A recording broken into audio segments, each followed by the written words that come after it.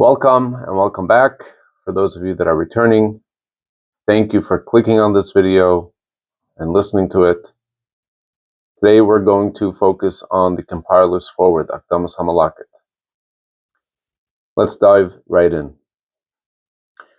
So the Balatani starts that it is known that you can't compare hearing words to reading it and seeing it in a book. And then the Balatani breaks it down.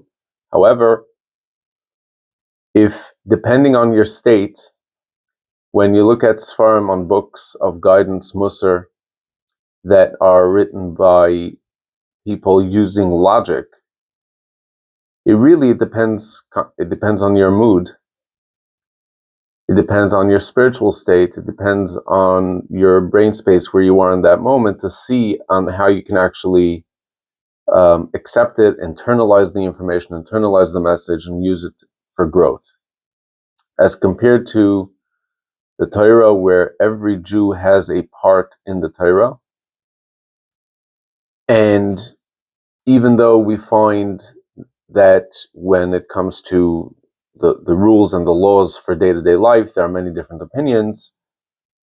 This is because every Jew has a part in the Torah, and the Gemara says, "Elu va'elu divrei elokim chaim." Both opinions of the holy rabbis, the holy sages, are words of God, and the language is one of many, one of a plural. And this is because the plurality of opinions come from the one source, from Hashem, because the Torah is given to us by Hashem to connect us to Hashem. And towards the end of the first part of the foreword, the Rebbe goes into slightly more detail in discussing the human nature. Some people are kinder, more empathetic. Some people are stronger. Some people are have the ability to be more in the middle ground of things.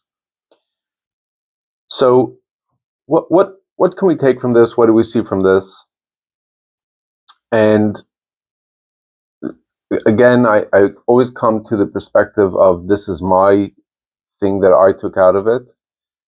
But as you see from what the Alter Rebbe is writing, from what the Balatani is writing, you might take out something else. So if you open up a Tanya and you learn it for yourself, you might take out a completely different message.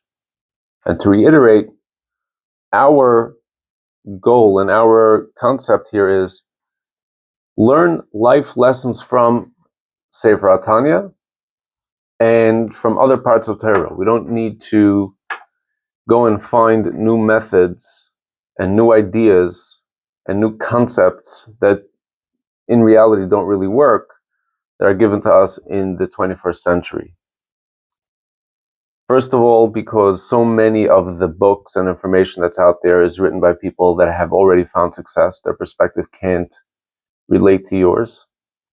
And second, even if it's someone that comes from a struggle, it's giving you their story of my struggle was X, and these are the steps that I took to get out of it, it is very unique to them because their nature is such that it dictated their pathway out.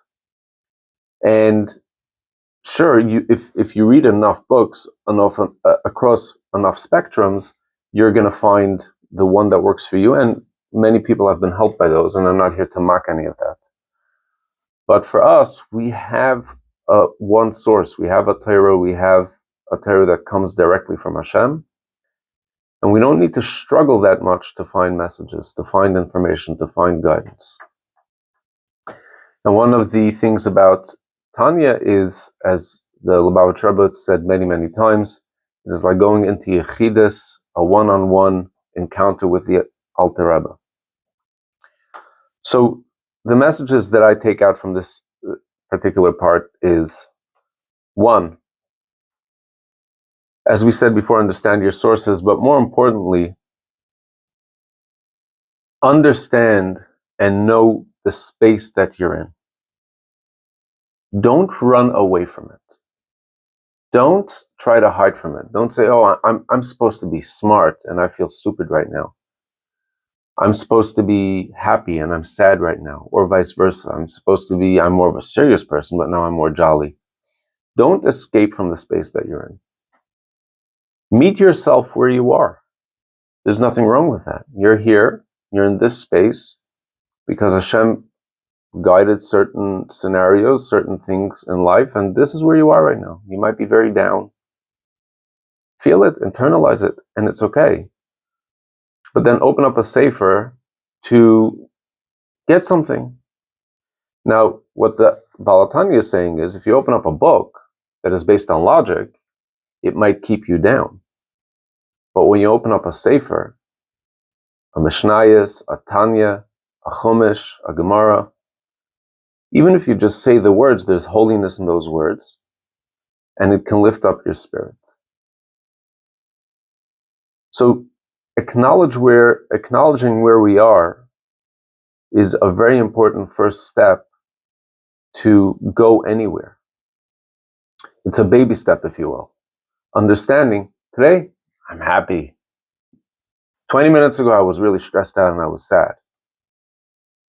Those two things don't define us.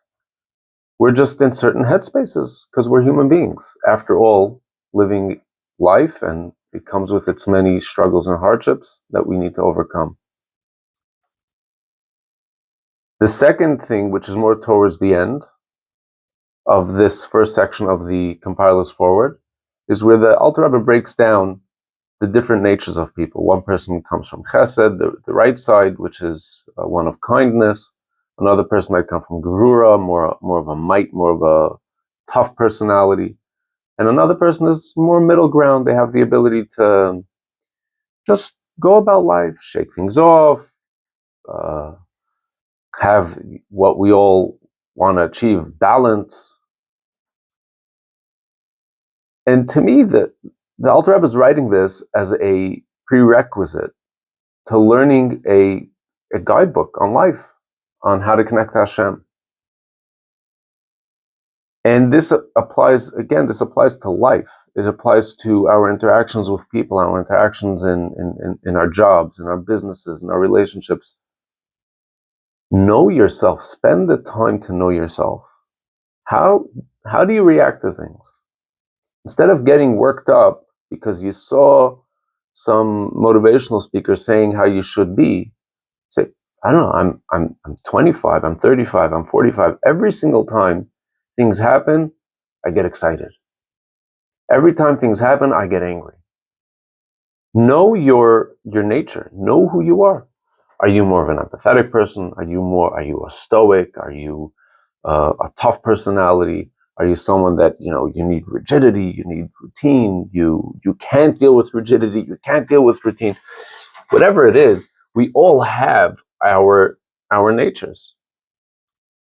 And if we go on exploring life, trying to find ourselves, trying to be a better person for ourselves, for our families, for our daily dealings, but we don't know who we are guaranteed to fail.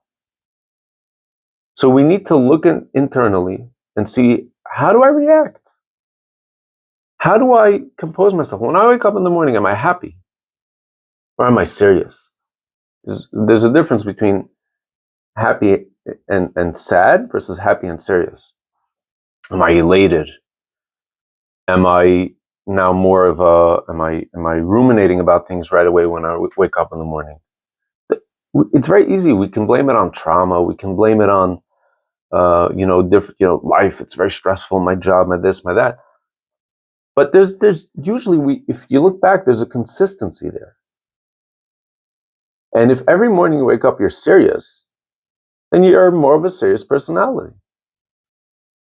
So seek out modalities that serve your serious personality, and vice versa. If you're someone that has more of a middle ground personality, you wake up in the morning and you feel indifferent. Okay, so seek modalities that serve your nature. You wake up in the morning and you're happy, you're excited. Find the modality for that. And these are just very rough-edged differentials, but these things break down. in with the ten spheres, and I don't know what that translates to in English. But we need to know ourselves before going in and trying to improve ourselves, because it's very easy to get caught up and say, "Oh, I want to be Bill Gates. I want to be Elon Musk. I want to be the Balatanya. I want to be the Rebbe. I want to be this big." Who are you? Who am I? What? How do I react to things? How do I go about my business? Acknowledge it. Embrace it. And then you can go on and learn things, internalize things that serve you. And you're surely guaranteed to have amazing growth from that. But we need to know ourselves. It's a very hard thing to do, admittedly. But it could be very rewarding as well. It's submission to self. It's submission to who we are. It breaks the ego, the image that we want to put out there. And it starts with tiny steps, tiny steps, where we can take it to where we want to go in life. Thank you for watching.